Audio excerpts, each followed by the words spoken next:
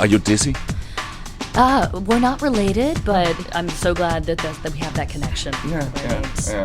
Total respect, Dizzy. This is not a regular travel episode of the Radio Vagabond. This is something extra.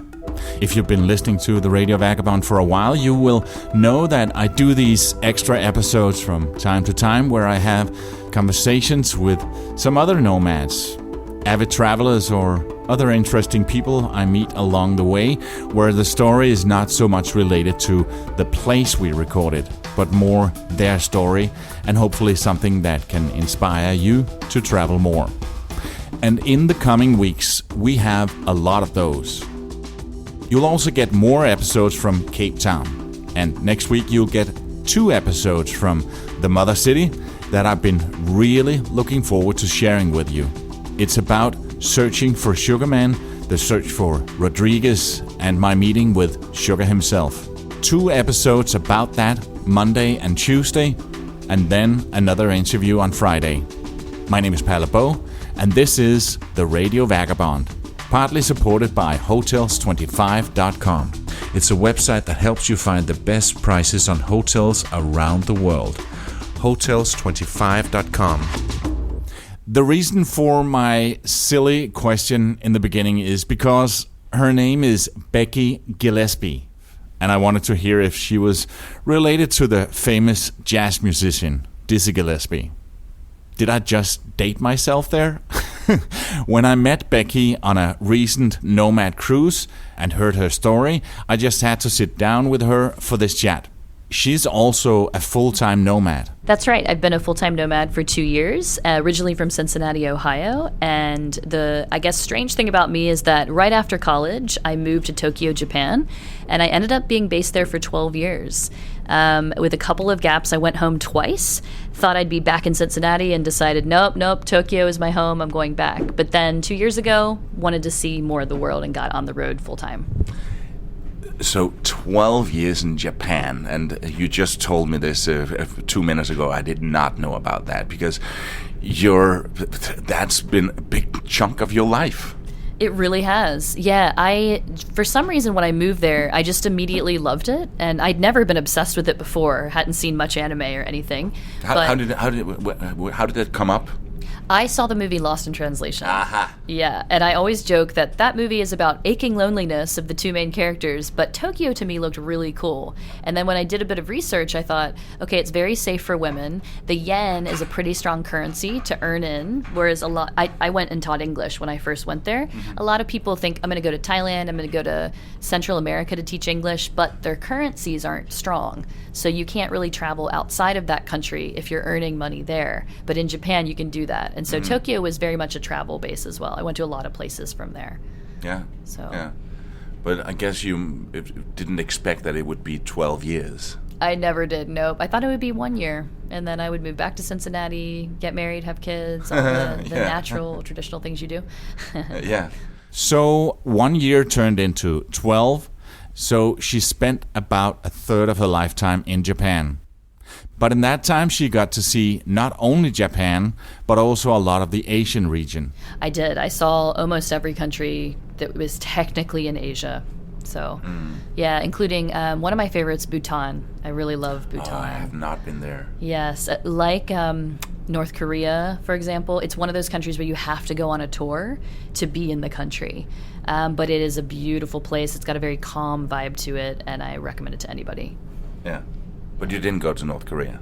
I didn't go to North Korea. I was invited when I was still able to go, because right now I'm not able to as an American. But yeah, just not yet. But I am interested in one day maybe running a marathon there. They do a marathon, and you end up in the national stadium. And I thought that would be pretty interesting. Would be cool. Yeah, if you're a runner. I've run 2 marathons, but it's been about 3 years, so I have to train. You can do it again. Yeah. Yeah. I have no ambitions of doing that, but it's a journey. Definitely train if you're going to try it. Yeah, okay. But what is it about Japan that made you stick around? Apart from what you already said. Yeah, to me it was just how different this culture was. I was every day inspired by something I didn't quite understand that I would see around me. The quirky, eccentric things as well. I find myself amused by quirks. I'm quirky too, but also, oh my gosh, the food. The food I fell in love with. I remember going for sushi one time in Cincinnati as a test before I moved to Tokyo, going to the restaurant, seeing the wasabi and thinking it was guacamole. It was just like guacamole and you should have that much of it, and crying because I put too much wasabi in my mouth. I mean, that's how far I was from being familiar with Japanese food before I went there. No one in my family had ever had sushi. It was just a whole new world, and man, that food is the best in the world, I have to say. Yeah, but it's not only sushi. That's great. It's all food. Everything is good. So good. Everything, from the cheapest food to the greatest. They just take such care with how they're making it. And so polite. They're so polite. There's no, like, being an American, we tip everybody and everything. There's no tipping in Japan. No. Yeah, there's and really there, I'm from Cincinnati where we don't have a beach, we don't have mountains. And there you can get to both from Tokyo within an hour. And it's just, we don't have skiing, you can ski in all these beautiful places. I just thought the variety was spectacular. Talking about tipping, when I was in one of the restaurants, I heard that you don't tip. And in one of the restaurants, the amount on the bill added up to, I put some money and there was maybe 30 cents too much. And he wasn't there, so I just got out and walked out. And then he ran after me and caught me on the street. You forgot your money. And I didn't want to say, oh, you can keep it. I said, oh, thank you. Arigato. So yeah, there's many stories like that. It's just it's just not in the culture to do that, and it's kind of considered rude in a way if you start trying to give them extra. Yeah. So. And so clean. So clean, yes. It's like you can always depend when you're going into a hotel that the quality is what you can depend on there. And the problem is, I really think it's one of the best, if not the best country in the world for a lot of these things we're talking about. And so if you start with the best and then you start traveling, you're like, why isn't this as clean as Japan? Or I had to adjust when I left Japan and got on the road to this different way of thinking because you just get so used to everything there. And it is very like rules-based, and you're following this code that just goes across the country, so you can expect it to be the same across the country. Yeah. So. Were you able to get local Japanese friends? Yes. In Tokyo, they do speak more English there, and I would speak English with a lot of my Japanese friends. But yeah, I mean, there's just wonderful people around the country. There is a struggle sometimes to get their personal feelings about things. It can take longer in your friendship to learn about some of these things from them because it's just not in their culture to share everything personal. But yeah, I have a lot of friends. Look forward to seeing them when I go back in January. Oh, you're going back? Yeah, for a visit. But yeah. You stayed in Tokyo in a nice neighborhood? I did. In fact, that's really why I stayed for so long. I was placed in this neighborhood as part of my first job, and it's a neighborhood that I call it Bohemian Hipster. I'm actually writing a guidebook about it, and hopefully it'll come out in a few months. It's called Shimokitazawa, and it's only 5 minutes by train from like that big famous street crossing that you see. Yeah. But it feels like a little village, very narrow streets, cars can hardly get through. They try, they do, but usually it's foot traffic, and you just have all these artisans and artists and coffee shops there, and you just get to know all the people, and they have festivals at least once a month, and it just is a very cohesive, wonderful neighborhood full of energy, and also that calm vibe that you sometimes don't get in business district of Tokyo. Yeah. So. And the name of the guidebook again is going to be Shimokitazawa, Your Guide to the World's Most Walkable Neighborhood. Oh. Yeah, which is, I think that is a very important part of how you feel every day. If you're in a community right outside your door that people, you can walk to everything. It's just a great quality of life. So we will put the title of the book in the show notes, and if you're listening to this at a later date and after the book has come out, go to theradiovagabond.com and find the link directly to where you can get this book, because it's something I would want if I was when I'm going back to Tokyo, because I'm definitely going back as well. Yeah, I'm just going to give an overview of the neighborhood and like 5 places in several categories you should visit. It's really like you're going to need more than a day to see all these places, but a lot of people I think are just going to pop into that neighborhood for a day of their trip. So, but it's not. I think it's not an unmissable neighborhood if you know about it. Yeah. So. But I take it that you also traveled to some different places in Japan. Oh yeah, so many places. And there's a lot of kind of off the beaten path places that not a lot of people know about. For example, there's an island covered with art called Naoshima. Shima means island in Japanese. And it's about, I would say probably 15 years ago, they started constructing and going through with the idea of this island. But it's near, it's south of Osaka, and it's in the Seto Sea. And it's like you basically go there. You can stay on the island. There's even an art museum you can stay in and sleep overnight. You can see the art when everybody else has gone home, which is cool. But yeah, there's several art museums. There's art installations all over the island. There's a part of the island where you have 6 homes that have been converted into art exhibits. And so you're going to these old homes and there's funky things going on, like digital numbers are flashing all over a room, but there's a wooden floor. It's just very, very unique experience. I didn't stay on the island, but I took a train in for like half an hour and took a ferry to the island and did a day trip. It's definitely at least a day trip. You can do 2 or 3 days there. But that's one example. There's also 2 islands that are north of the northernmost city in Japan, on the island of Hokkaido. That city is called Wakanai, and you can take a ferry to these 2 different islands that are north of there. A lot of Russian influence up there, but also if you go in July or August, that's when I recommend, there's a quirky hostel up there that you can only book if you call them. They don't have a website, but it's called Momo Iwaso, which means rock that looks like a peach hostel. And you'll be greeted by the staff who they're the most energetic staff members of a hostel I've ever seen. You have to dance there every night. You go hiking and then they're singing and dancing on the roof as you come back. And then they take you to the ferry and they're dancing on the ferry port for half an hour as your boat pulls away. It's intense, but it's amazing. Yeah. But how do you find it when it's not on the internet? So I'd had a friend who the islands are in guidebooks, or they're mentioned, and I think this hostel is mentioned. And I remember seeing like a TripAdvisor review of a few excited people that had gone there. And then when I went to look for it, they didn't have a website. But I called them and just said, "Hey, I want to come for 2 nights," and they're like, "Yep." There's availability, okay. And you can do that without speaking Japanese? You could. I think if you're going there, you can just get your hotel staff to do it for you. Okay. Yeah. Okay. Okay. We'll be right back. As you know, I enjoy getting mail from you guys. And so many people are super kind to send me just a few lines telling me where they are and what they're doing when they listen. And here's an email from Robin, a listener from Melbourne, Australia. He writes, "G'day, Palla. I'm about to do what you did, leave everything behind and go traveling the world. I'm not sure exactly how long time I'm going to be on the road, but I hope that I'll like it just as much as you seem to be. Right now, I'm still here in Australia getting ready for my garage sale in a few days, where I hope to sell a lot of my stuff. It feels a bit scary and sort of crossing a point of no return.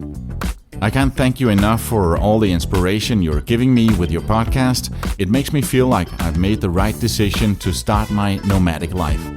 Keep it up and let me know when you're going to Melbourne. Even though I might not be here myself, I'll be able to set you up with some friends to show you around. Robin."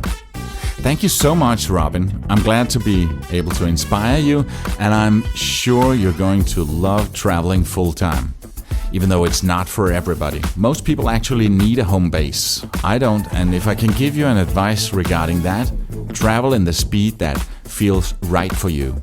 Remember to slow down once in a while so you don't get tired, and stay a bit longer in one place. And I know what you mean about it being scary selling everything. When I had my house and I was selling my furniture piece by piece, I had a week or two where I thought, what am I doing? It was really, really scary. Yeah, I was about to leave the comfort zone. But ever since the day I left, I haven't had a single regret. I still haven't been to Australia, but when I go, I'm looking forward to meeting your friends. Thanks, Robin. If you also want to drop me a line, please send it to listener@theradiovagabond.com. And now, back to Becky. This is the Radio Vagabond podcast. But then, at some point, you decided to leave Japan. Why not go back to Cincinnati? Well, I had done that twice, and it hadn't worked in terms of like interest and excitement of being based there. I did go back and see my family.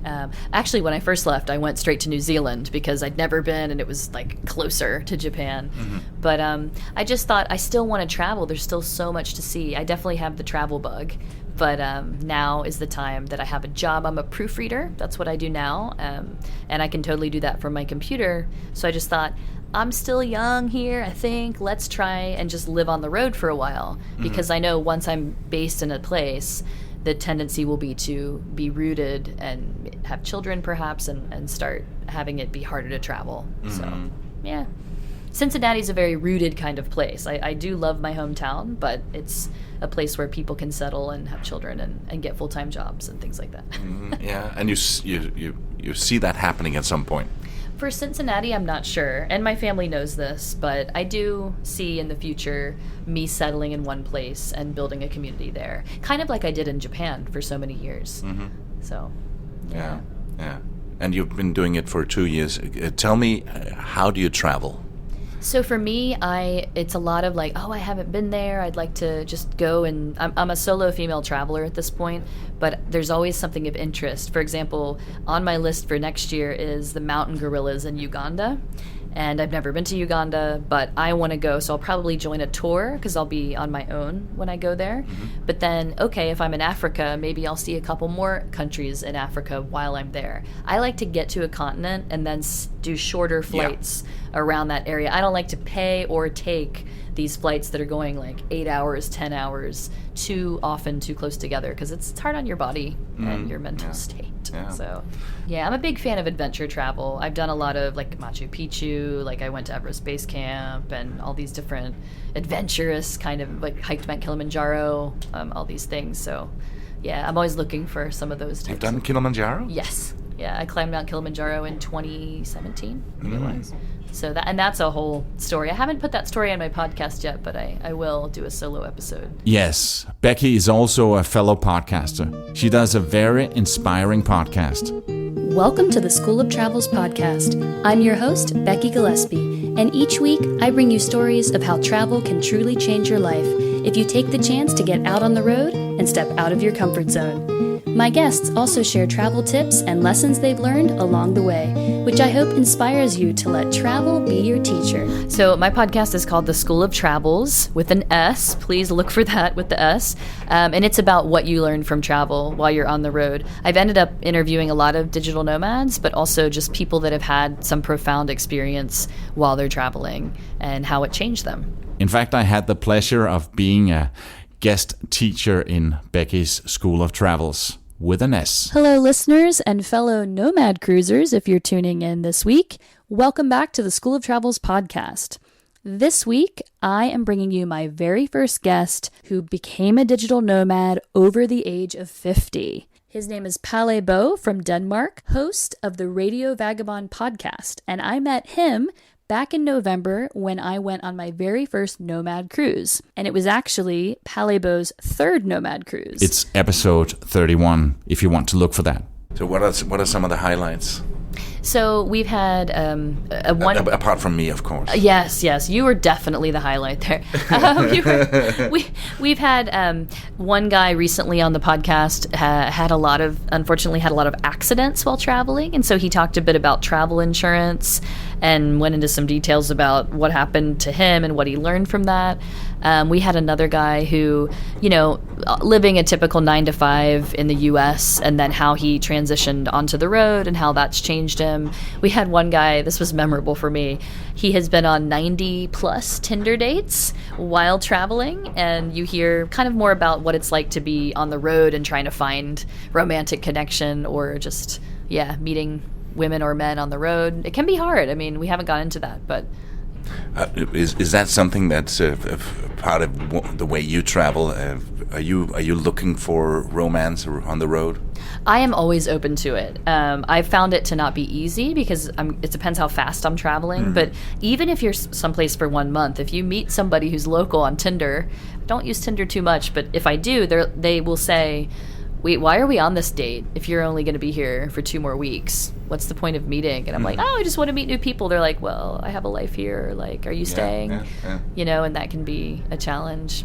Also, as a woman, like I've sometimes gone traditional and waited for the guy to ask me, "Hey, do you want to go on a date?" And if I wait, sometimes I just keep waiting because they, don't know how I'm really feeling or they're shy about it. So I've just been like, okay. Nothing's happened, and I've just been, a solo female traveler then, going around. I've liked going to co-working spaces as a way to meet people and things like that, because you get to spend more time with each other and you're more similar. So ideally, I think it would be nice to find another digital nomad to travel with. Yeah. So.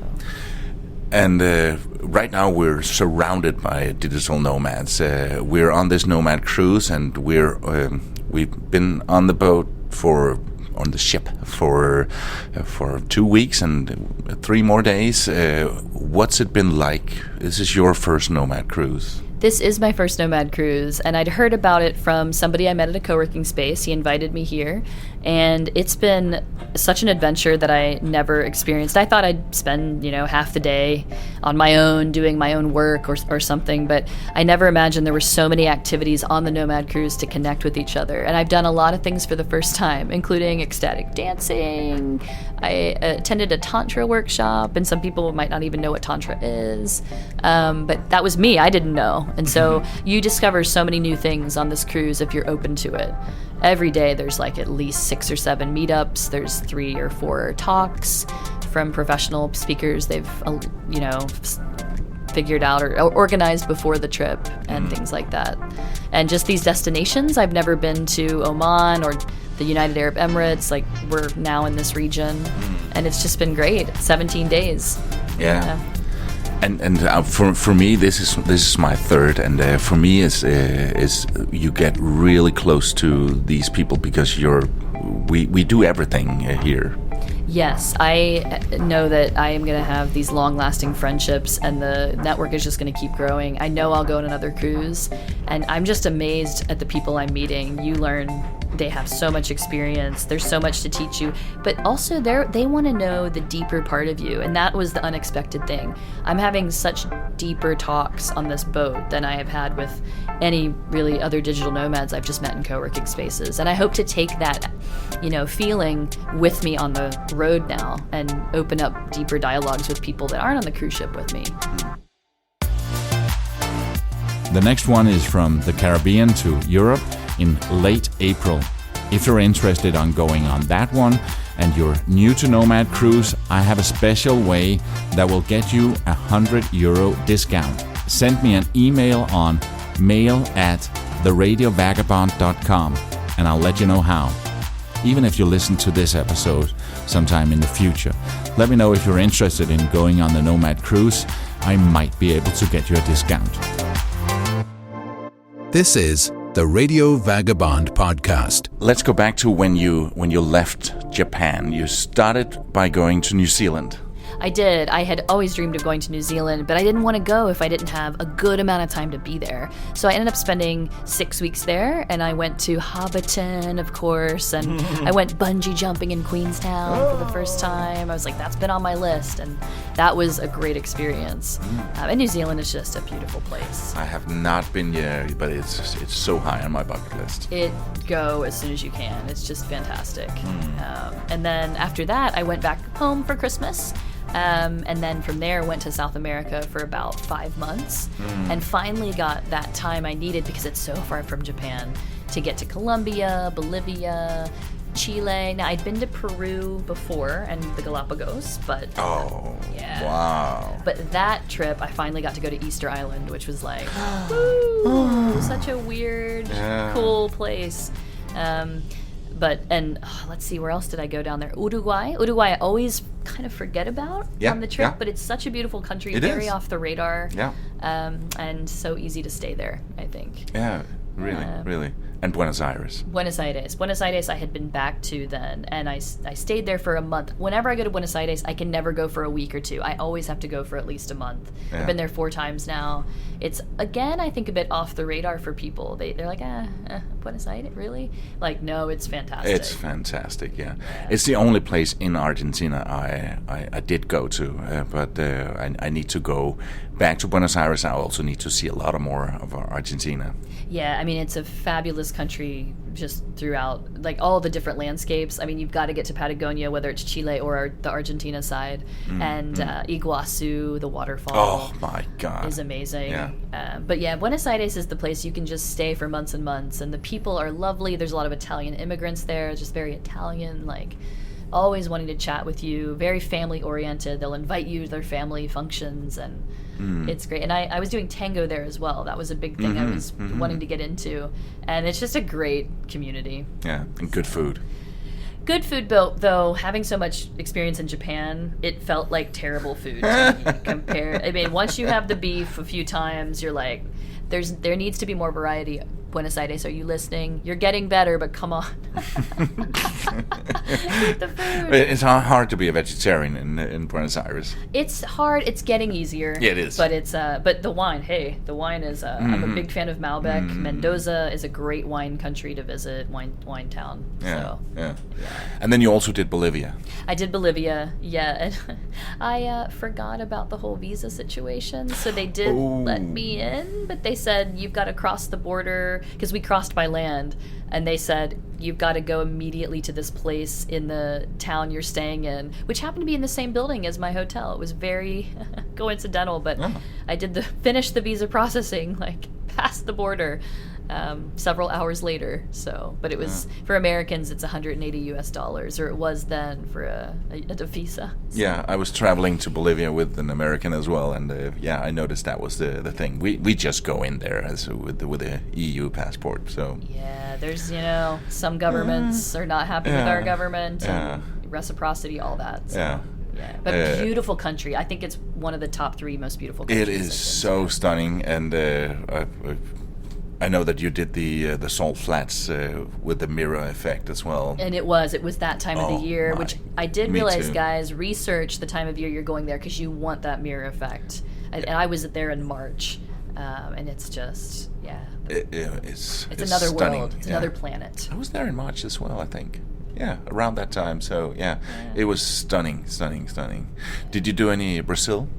I had been to Brazil back in 2012. I went to Carnival.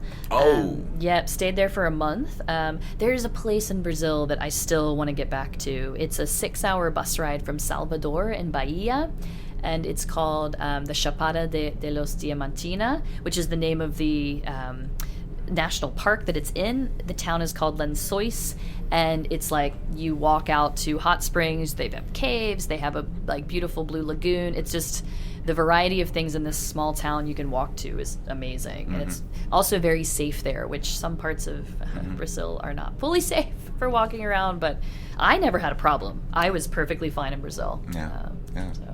I spent after the last year Nomad Cruise, I ended up spending a month and a half in Brazil, obviously in Rio, first in Portugalenias and then in Rio for a month, and I also went to Paraty and Sao Paulo, and then I stayed in Foz do Iguaçu, close to the waterfalls for a week. I'm very happy to hear you made it to the Foz do Iguaçu. Yeah, okay, I did 2 days. I did both the Brazilian and the Argentinian side, and it's stunning from both sides. After my first day, and I did it from the Brazilian side, I thought, this was so amazing. It cannot possibly be any better from the the Argentinian side. But somebody said, "Oh, you got to do it. You got to do it." And so I did the other side the next day, and it was just even more stunning. It's so amazing. I'm very happy to hear that, because that's the only side I've seen. At the time, I hadn't been to Brazil yet, and you still needed a visa if you were American.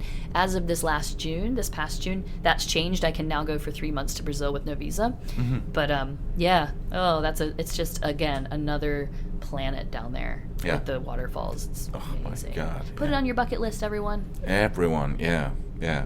And in my opinion, Niagara is beautiful and stunning and amazing, but Foz do Iguazu is just wow.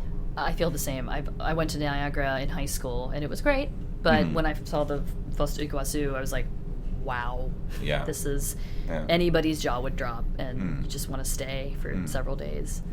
So from South America, you went to Europe? I did. I went to Europe, and for an American, like if you've been working or you've been in Japan, which is quite far away, that idea of summer in Europe, I can spend the whole summer there. It was like a dream. And so I ended up seeing a lot of countries I'd never been to. I was focused on things I hadn't been to before, which included Portugal and Poland.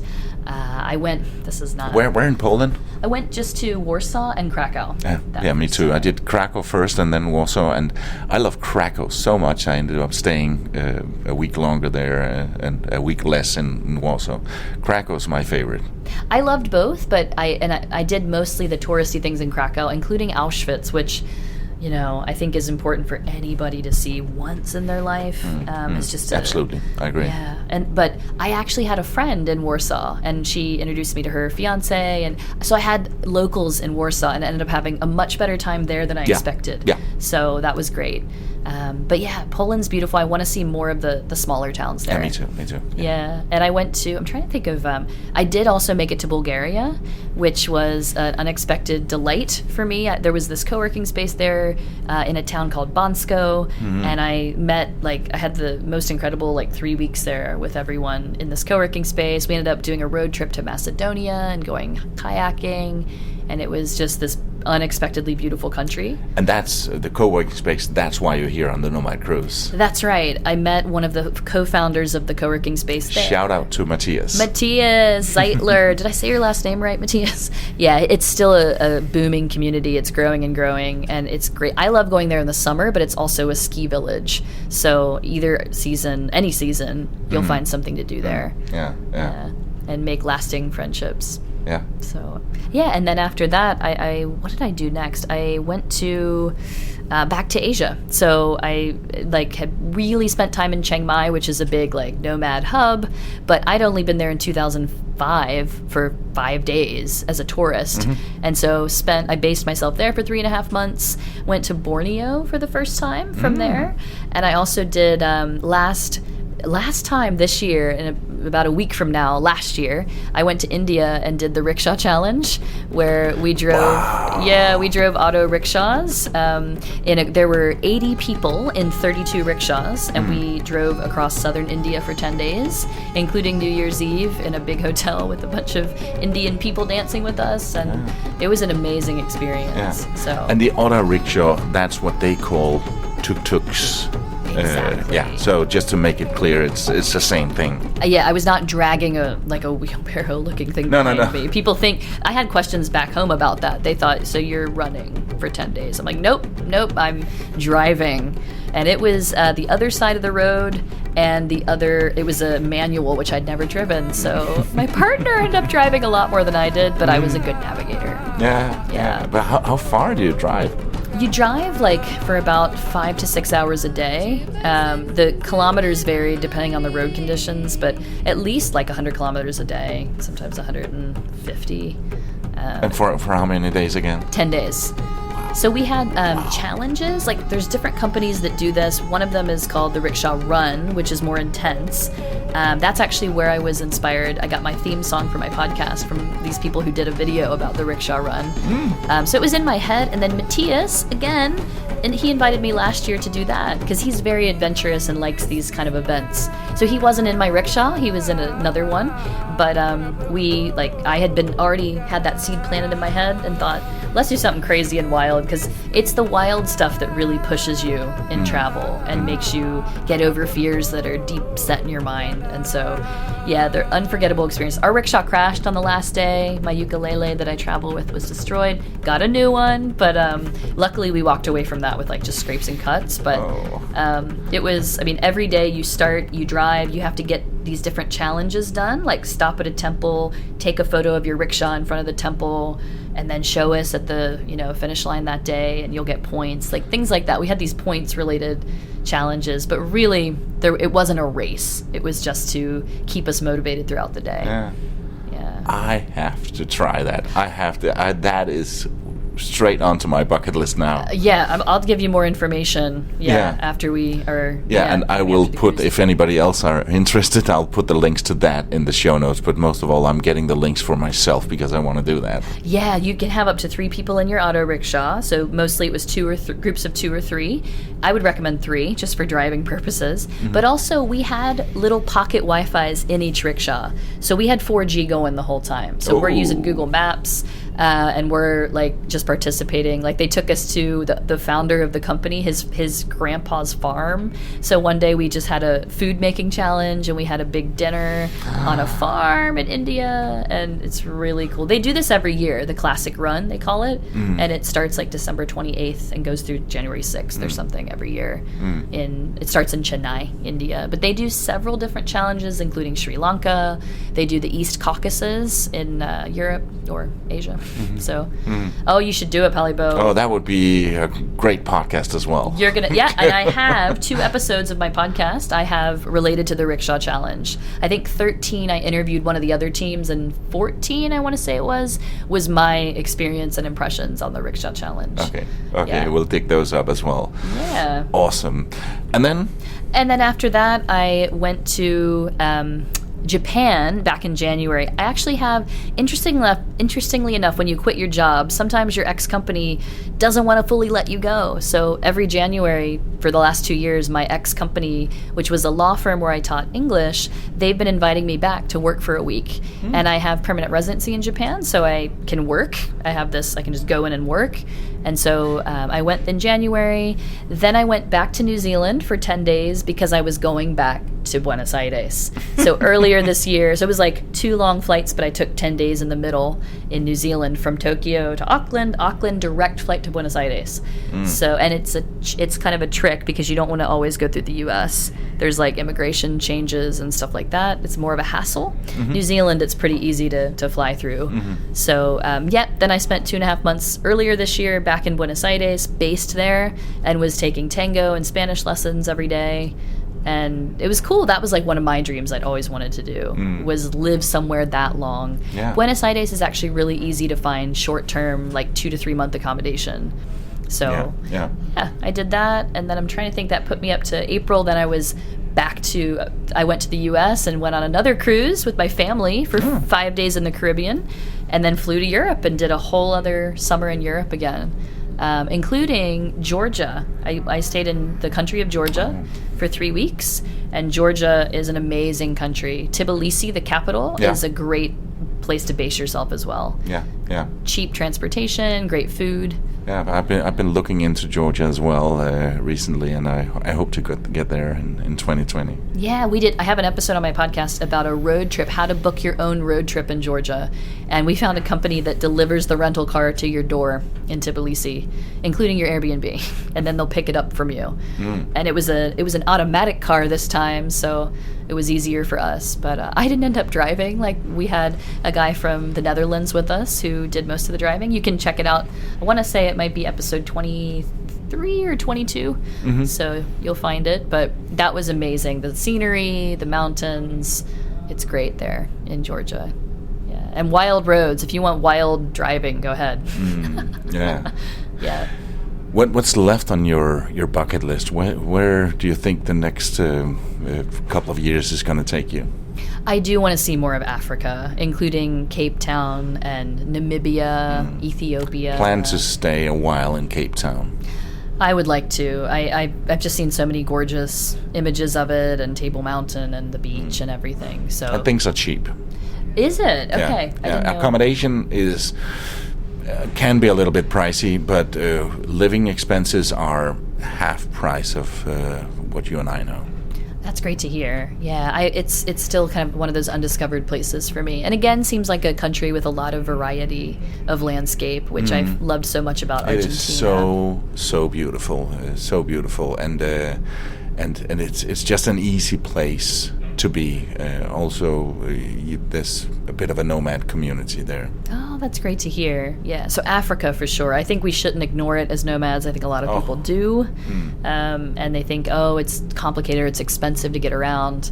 But there are always ways, as we know, to enjoy these places and get into the culture. And Antarctica's on my list. I just don't know, when. I'm waiting for the Nomad Cruise in Antarctica. That would be the ultimate thing. That would be good, yeah. Yeah. But there's always places. I keep finding new places. And again, we'll see what happens on the romance front. I mean, if I find another nomad, we'll probably keep doing this for several more years. But if not, maybe I keep saying from year to year, I reassess. Yeah. So, but I definitely, one reason I do this is I don't feel fear about the next place I'm going. I've already done so many crazy things. So I just keep challenging myself and meeting new people on a boat, for example. Now I think I might go to Africa Burn outside of Cape Town. I've had a lot of new ideas on this boat. So, yeah. I'm hoping for Africa Burn as well, so maybe I'll see you there. I'm definitely looking into it, and I hope to get back to Cape Town in maybe March, April. When is Africa Burn? It's the last week of April. See? It's 1 week. Perfect. Yeah, 5-hour drive outside of Cape Town. I believe Curtin is joining us as well, so you can imagine that. At our camp. Yeah. Our camp will have a sauna as well. And the issue with, I didn't know about this, but the issue with Burning Man or any of these burns around the world is that it's hard to shower. And so that sauna is going to give you a shower in a way with the sweat. It's going to at least help you feel cleansed, where if not, you're just like using baby wipes. I don't know what you're doing for a week, but that somebody told me that a few days ago. I'm like, oh, that's why they have the sauna. But people are going to be joining our camp from other camps just to experience that. Can I join your camp? Yes, I'm sure that Vil, the guy who's organizing it, would love for you to join our camp. Okay. I can't take the credit for the camp. No. I hope to do that. Becky, let's go and have some breakfast. Thank you so much for being here. Yes, thank you, Palibo. So nice to meet you. This episode was supported in part by Hotels25.com. You know what I'm gonna say. Book a place to stay, save time and money, blah, blah, blah. It's great. Hotels25.com. Try it out. In the show notes of this episode, you'll find links to Becky's School of Travels, the Rickshaw Challenge, which I'm looking into going on. The next classic run is 10 days, starting at the end of December. I just need to find 2 more people to put in the tuk-tuk. Let me know if you're interested in joining. Also, I put a link to Africa Burn that we talked about, and I'm happy to announce that I've now been accepted to join the camp with Becky and a few other cool nomads, including Curtin, who's also been a guest on the Radio Vagabond. Africa Burn is happening in April and not that far away from Cape Town. And speaking of Cape Town, Monday and Tuesday you'll get 2 episodes about Sugar and Rodriguez. So spend the weekend watching the award-winning documentary Searching for Sugar Man, so you come fully prepared for Monday morning. It was a pleasure making a new good friend in Becky. See you soon, Becky, and I hope you bring that ukulele to the camp. My name is Palibo. See ya. Produced by radioguru.co.uk.